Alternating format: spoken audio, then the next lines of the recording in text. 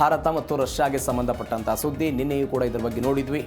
ಅದು ಭಾರತ ಮತ್ತು ರಷ್ಯಾದ ನಡುವೆ ರೈಲು ಮಾರ್ಗವನ್ನು ನಿರ್ಮಾಣ ಮಾಡುವಂಥ ವಿಚಾರಕ್ಕೆ ಸಂಬಂಧಪಟ್ಟಂತೆ ಇಸ್ರೇಲ್ನ ರಷ್ಯಾದ ಉಪಪ್ರಧಾನಿಯವರು ಇದರ ಬಗ್ಗೆ ಮಾತನಾಡಿರುವಂತಹ ವಿಚಾರ, ದೊಡ್ಡ ಮಟ್ಟದ ಹೇಳಿಕೆಗಳನ್ನು ಅವರು ಕೊಟ್ಟಿರುವುದು.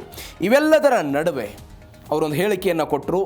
ನಾವು ಮಾಸ್ಕೋದಿಂದ ಹಿಂದೂ ಮಹಾಸಾಗರವನ್ನು ಕನೆಕ್ಟಿವಿಟಿ ಮಾಡೋದಕ್ಕೆ ಸಮುದ್ರ ಮಾರ್ಗದ ಬದಲಾಗಿ ನಾವು ಭೂಮಾರ್ಗದ ಮುಖಾಂತರ ಅವರನ್ನು ತಲುಪ್ತೀವಿ ಅಂತ ಹೇಳಿಕೆಯನ್ನು ಕೊಟ್ಟಿದ್ದಾರೆ. 5 ರಾಷ್ಟ್ರಗಳ ಮುಖಾಂತರ ಈ ರೈಲು ಮಾರ್ಗ ಭಾರತವನ್ನು ಸೇರುತ್ತೆ ಎನ್ನುವಂಥ ಆಲೋಚನೆಯ ಭಾಗವಾಗಿ ಇಂಥದ್ದೊಂದು ಪ್ರಸ್ತಾವನೆ ಬರ್ತಾ ಇದೆ. ಈ ಪ್ರಸ್ತಾವನೆ ಬಗ್ಗೆ ನಿನ್ನೆಯೂ ಕೂಡ ಇದರ ಬಗ್ಗೆ ಚರ್ಚೆ ಮಾಡಿದ್ದು. ಇದರ ಮುಂದುವರೆದ ಭಾಗವಾಗಿ ಇದೇನೇನು ಸಾಧ್ಯತೆಗಳಿದೆ, ಇದರಿಂದ ಏನೇನು ಬದಲಾವಣೆಗಳಾಗ್ಬೋದು, ಈ ಹಳಿಗಳನ್ನೇನೋ ಚೇಂಜ್ ಮಾಡಬೇಕಾದಂಥ ಅನಿವಾರ್ಯತೆ ಬರುತ್ತಂತೆ, ಎಲ್ಲವೂ ಕೂಡ ಒಂದು ಭಾಗ. ಇವೆಲ್ಲದರ ನಡುವೆ ಪುಟಿನ್ ಒಂದು ಹಿನ್ನಡೆ ಅನುಭವಿಸಿದ್ದಾರೆ. ಅದು ಸಿರಿಯಾದಲ್ಲಿ 49 ವರ್ಷಗಳ ಕಾಲ ಒಂದು ಒಪ್ಪಂದವನ್ನು ಮಾಡಿಕೊಳ್ಳುವ ಪ್ರಯತ್ನವನ್ನು ರಷ್ಯಾದವರು ಮಾಡಿದ್ರು. ಆ ಒಪ್ಪಂದ ಕೆಲವೇ ವರ್ಷಗಳಲ್ಲಿ ಶಮನ ಆಗುವ ಹಂತಕ್ಕೆ ಬಂದಿದೆ. ಆ ಮುಖಾಂತರ ಪುಟಿನ್ ಅವರಿಗೆ ಒಂದು ಹಿನ್ನಡೆ ಆಗಿದೆ. ಏನಾಯ್ತು ಸಿರಿಯಾದಲ್ಲಿ, ಈ ರೈಲು ಮಾರ್ಗದ ವಿಚಾರ ಎಲ್ಲಿಗೆ ಬಂತು, ಎಲ್ಲದರ ಬಗ್ಗೆ 4ನೇ ಸ್ಟೋರಿಯಲ್ಲಿ ನೋಡ್ತಾ ಹೋಗೋಣ. ಭಾರತದಿಂದ ಮಾಸ್ಕೋಗೆ ರೈಲು ಪ್ರಯಾಣ. ರಷ್ಯಾದ ಉಪಪ್ರಧಾನಿ ಮರಾತ್ ಕುನ್ಸುಲಿನ್ ಇದರ ಬಗ್ಗೆ ಪ್ರಸ್ತಾವನೆಯನ್ನು ಇಟ್ಟರು. ಇದೀಗ ಕುನ್ಸುಲಿನ್ನೆಲ್ಲ ಪ್ರಸ್ತಾವನೆ ಇಟ್ಟ ನಂತರ ಇದರ ಬಗ್ಗೆ ದೊಡ್ಡ ಮಟ್ಟದ ಚರ್ಚೆಗಳಾಗ್ತಾ ಬಂದಿದೆ. ನಾನು ನಿನ್ನೆ ಹೇಳಿದೆ, 1800 ಇಸ್ವಿಯ ಸಮಯದಲ್ಲೂ ಕೂಡ ಅಲ್ಲಿಂದ 2026 ತನಕ ಹೆಂಗೆ ಬದಲಾವಣೆ ಆಗ್ತಾ ಬಂತಿದ್ದು. ಮೊದಲು ಸಾಮ್ರಾಜ್ಯ ವಿಸ್ತರಣೆ ಭಾಗವಾಗಿ ರಷ್ಯಾ ಅಂದರೆ ಅವತ್ತಿನ ರಾಜವಂಶಸ್ಥರು ತನ್ನ ಸಾಮ್ರಾಜ್ಯ ವಿಸ್ತರಣೆಯ ಭಾಗವಾಗಿ ಒಂದು ರೈಲು ಮಾರ್ಗವನ್ನು ಮಾಡಬೇಕು ಅಂತ ಪ್ರಯತ್ನವನ್ನು ಪಟ್ಟಿದ್ದರು. ಅದಾದ ನಂತರ ವ್ಯಾಪಾರ ವಹಿವಾಟಿನ ಕಾರಣಕ್ಕಾಗಿ ಇವತ್ತು ಪಾಶ್ಚಿಮಾತ್ಯ ಮಾರುಕಟ್ಟೆಗಳು ರಷ್ಯಾಗೆ ಕ್ಲೋಸ್ ಆಗಿಬಿಟ್ಟಿದೆ, ಏಷ್ಯಾದ ಕಡೆಗೆ ಬರ್ತಾ ಇದೆ. ಈ ಏಷ್ಯಾದ ಕಾರಣಕ್ಕಾಗಿ ಭಾರತವನ್ನು ಟಾರ್ಗೆಟ್ ಮಾಡಿಕೊಂಡು ಅಲ್ಲಿ ಒಂದು ರೈಲು ಮಾರ್ಗವನ್ನು ಕನೆಕ್ಟಿವಿಟಿ ಮಾಡಿಕೊಳ್ಬೇಕು ಅನ್ನುವಂಥ ಒಂದು ಆಲೋಚನೆಯಲ್ಲಿದ್ದಾರಂತೆ. ಸಮುದ್ರ ಮಾರ್ಗವನ್ನು ತಪ್ಪಿಸಿ ಪರ್ಯಾಯ ಮಾರ್ಗವನ್ನು ಹುಡುಕಾಡ್ತಾ ಇದ್ದಾರೆ. ಅದಕ್ಕೆ ಬೇರೆ ಬೇರೆ ಆರ್ಥಿಕವಾಗಿ ಲಾಭ ಆಗುತ್ತೆ, ದಿನಗಳ ಲೆಕ್ಕದಲ್ಲಿ ಹಾಕಿದರೆ ನಿಮಗೆಲ್ಲ ಲಾಭ ಆಗುತ್ತೆ.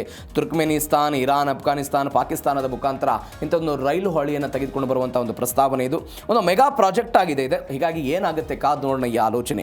ಈ ಎಲ್ಲದ ನಡುವೆ ರೈಲಿನಲ್ಲಿ ಮಾಸ್ಕೋ ತಲುಪೋದಕ್ಕೆ ಎಷ್ಟು ದಿನ ಬೇಕು, ಈ ಪ್ರಶ್ನೆ ಇದೆ. ಈಗ ವಿಮಾನದಲ್ಲಿ ಇದ್ದರೆ ನೀವು ವೀಸಾ ಹೋಗಬೇಕು, ಅದು ಎಲ್ಲವೂ ಕೆಲವೇ ಗಂಟೆಗಳು, ಎಲ್ಲವೂ ಕೂಡ ಹೌದು. ರೈಲಲ್ಲಿ ಬರಬೇಕಾದ್ರೆ ಮೊದಲ ಹಂತದಲ್ಲಿ ಅವರು ಆಲೋಚನೆ ಮಾಡಿದ್ದು ಒಂದು ಸರಕು ರೈಲನ್ನು ಓಡಿಸಬೇಕು ಅಂತ. ಹಾಗಾದರೆ ಎಷ್ಟು ದಿನ ಬೇಕಾಗ್ಬೋದು, ಡೀಟೇಲ್ಸ್ ನೋಡೋಣ.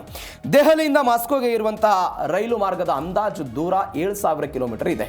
ನಾನು ನಿನ್ನೆ ಇದಕ್ಕೆ ತದ್ವಿರುದ್ಧವಾಗಿ ಒಂದು ಹೇಳಿಕೆ ಕೊಟ್ಟೆ. ಒಂದು 8000-9000 ಕಿಲೋಮೀಟರ್ ದೂರ ಇರುವಂತಹ ಒಂದು ಅನೇಕ ದೇಶಗಳನ್ನು ಕನೆಕ್ಟಿವಿಟಿ ಮಾಡುವಂಥ ಅನೇಕ ರೈಲುಗಳು ಈಗಾಗಲೇ ಚಾಲ್ತಿಯಲ್ಲಿದೆ ಅಂತ ನಾನು ಹೇಳಿದೆ. ಅದು ಚೀನಾದಿಂದ ಹಿಡಿದು ಬ್ರಿಟನ್ ತನಕ ಕನೆಕ್ಟಿವಿಟಿ ಮಾಡುವಂತಹ ಒಂದು ರೈಲು ಮಾರ್ಗ ಆಗಿರ್ಬೋದು, ಎಲ್ಲ ಬೆಳವಣಿಗೆಗಳಿದೆ. ಹೀಗಾಗಿ ಇದು ಕನೆಕ್ಟಿವಿಟಿಯನ್ನು ತೆಗೆದುಕೊಂಡು ಬರಬೇಕು ಅಂತ. ರಾಜಧಾನಿ ಶತಾಬ್ದಿ ಬೇಗದಲ್ಲಿ ಏನಾದರೂ ಚಲಿಸಿಬಿಟ್ರೆ ಕನಿಷ್ಠ 2 ದಿನ ಬೇಕಂತೆ, ಅಂದರೆ 50 ಗಂಟೆ ಅಂತ ಹೇಳ್ತಿದ್ದಾರೆ. ಗಡಿ ತಪಾಸಣೆ, ಹಳಿಗಳ ಬದಲಾವಣೆ ಸೇರಿದ್ರೆಲ್ಲ 3 ರಿಂದ 5 ದಿನಕ್ಕೆಲ್ಲ ಏರಿಕೆ ಆಗುತ್ತಂತೆ. ಬುಲೆಟ್ ರೈಲು ಮಾದರಿಯ ನೀವು ಹೈ ಸ್ಪೀಡ್ ರೈಲನ್ನು ತೆಗೆದುಕೊಂಡು ಬಂದರೆ ಸಮಯ ಎಲ್ಲ ಅರ್ಧಕ್ಕೆ ಇಳಿಕೆ ಆಗುತ್ತೆ ಅಂತ ಹೇಳ್ತಿದ್ದಾರೆ. ಸರಕು ಸಾಗಣೆ ಪರ್ಯಾಯ ಸುರಕ್ಷಿತ ಮಾರ್ಗವಾಗಿ ಈ ರೈಲು ಹಳಿ ಬದಲಾವಣೆಗಳು ಆಗುತ್ತೆ ಅಂತ ಹೇಳ್ತಿದ್ದಾರೆ. ಹೀಗಾಗಿ ಏನಾಗುತ್ತೆ ನೋಡೋಣ. ಮತ್ತೊಂದು ಬೆಳವಣಿಗೆ ಏನಂತ ಹೇಳಿದ್ರೆ, ಈ ಹಾದಿಯಲ್ಲಿ ಸವಾಲುಗಳು ಖಂಡಿತವಾಗಿದೆ, ಅನೇಕ ಸವಾಲುಗಳಿದೆ. ಹಳಿ ಏರುತ್ತಾ ಈ ಕನಸು ಅನ್ನುವಂಥ ಪ್ರಶ್ನೆ ಇದೆ. ನೋಡಿ, ಪಾಕಿಸ್ತಾನ್ ಅಫ್ಘಾನಿಸ್ತಾನದ ಮುಖಾಂತರ ಸಾಗುವಂಥ ಹಾದಿ ಏನಿದೆಯಲ್ಲ, ಅತ್ಯಂತ ಅಪಾಯಕಾರಿಯಾಗಿರುವಂಥ ಹಾದಿ ಇದು. ಈ ಹಾದಿಯ ಮುಖಾಂತರ ರೈಲು ಬರಬೇಕಾದಂಥ ಅನಿವಾರ್ಯತೆ ಇದೆ. ಎಲ್ಲಕ್ಕಿಂತ ಹೆಚ್ಚಾಗಿ ರಷ್ಯಾ, ಭಾರತ, ಅದಾದ ನಂತರ ಅಫ್ಘಾನಿಸ್ತಾನ್ ಎಲ್ಲ ರೈಲು ಹಳಿಗಳ ಗೇಜ್ ವ್ಯತ್ಯಾಸವೂ ಕೂಡ ದೊಡ್ಡ ಮಟ್ಟದಲ್ಲಿ ಸರಿಪಡಿಸಬೇಕಾದಂಥ ಅನಿವಾರ್ಯತೆ ಇದೆ. ನೀವು ನೋಡಿ, ಗೇಜ್ ಹೆಂಗೆ ವ್ಯತ್ಯಾಸ ಇದೆ. ರಷ್ಯನ್ ಗೇಜನ್ನು ಅಂದರೆ ರಷ್ಯಾ ಮತ್ತು ತುರ್ಕ್ಮೆನಿಸ್ತಾನ್ ದೇಶಗಳಲ್ಲಿ ಅಗಲವಾದಂಥ ಹಳಿಗಳು ಎಷ್ಟಿರುತ್ತೆ, 1520 mm ಇರುತ್ತೆ. ನೀವು ಇರಾನ್ ದೇಶಕ್ಕೆ ಬಂದರೆ 1435, ಅಲ್ಲಿ ಕಡಿಮೆ ಆಗುತ್ತೆ. ನೀವು ಭಾರತ ಮತ್ತು ಪಾಕಿಸ್ತಾನಕ್ಕೆ ತೆಗೆದುಕೊಂಡು ಬಂದರೆ 1676 mm ಇರುತ್ತೆ. ಹೀಗಾಗಿ ಈ ಗೇಜ್ಗಳನ್ನು ತೆಗೆದುಕೊಂಡು ರೈಲುಗಳನ್ನು ಓಡಿಸಬೇಕಾದಂಥ ಅನಿವಾರ್ಯತೆ ಇತ್ತೆ. ಇದಕ್ಕೆ 3 ಕಾರಣಗಳನ್ನು ಕೊಡ್ತಾ ಇದ್ದಾರೆ, ಅಥವಾ 3 ಪರ್ಯಾಯ ಮಾರ್ಗಗಳನ್ನು ಹುಡುಕೊಳ್ತಾ ಇದ್ದಾರೆ. ಏನು 3 ಪರ್ಯಾಯ ಮಾರ್ಗಗಳು?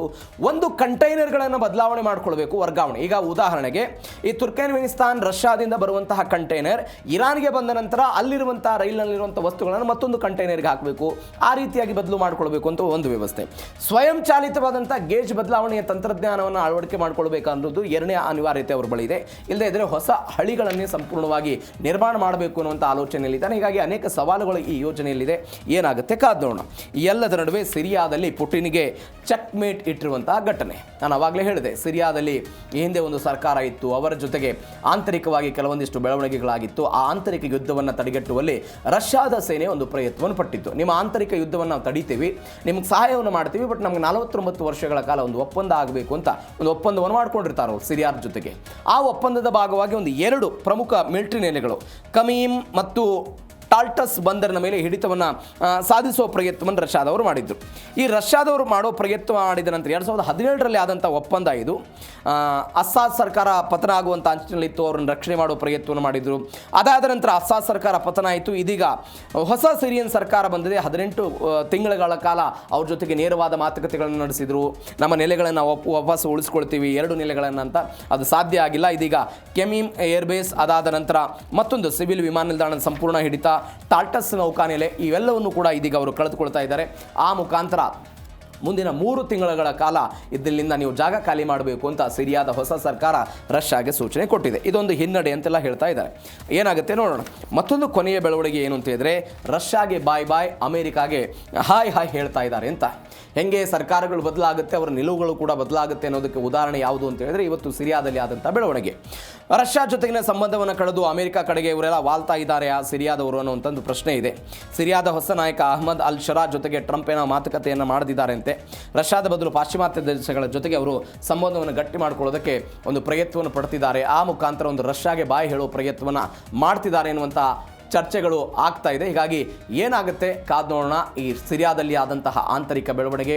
ಬಟ್ ಒಂದು ವಿಶ್ಲೇಷಣೆ ಆಗ್ತಾ ಇರೋದು, 49 ವರ್ಷಗಳ ಈ ಒಪ್ಪಂದ 18 ತಿಂಗಳುಗಳಿಗೆ ಇದೀಗ ಸಂಪೂರ್ಣವಾಗಿ ಮುಕ್ತಾಯ ಆಗಿದೆ. ಏನಾಗುತ್ತೆ ನೋಡೋಣ.